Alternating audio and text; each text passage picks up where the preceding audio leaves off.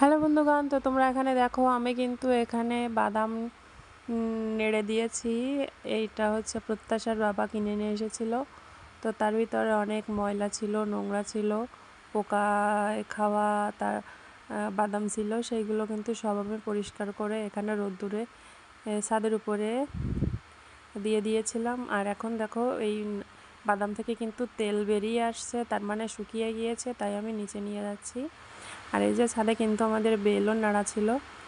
আর এখন আমি দুইটা খেয়ে দেখছি যে কেমন হয়েছে। আসলেই অনেক ভালো হয়েছে খেতে, এখন না ভাজলেও চলবে। তো আমি কিন্তু ঠান্ডা করার জন্য এখানে রেখে দিয়েছি।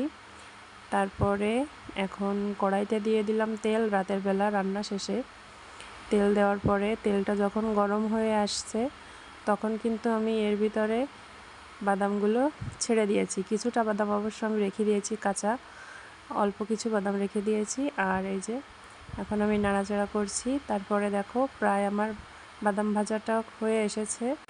এখন আমি এর ভিতরে দিয়ে দিলাম অনেকখানিটা লবণ, কারণ লবণ দিলে খেতে অনেক স্বাদ হবে। তারপরে কিন্তু আমি নামিয়ে নিয়েছি আর এটা এখন রেখে দেব ঠান্ডা হওয়ার জন্য। আর এই যে তরকারিটাও রান্না করেছিলাম।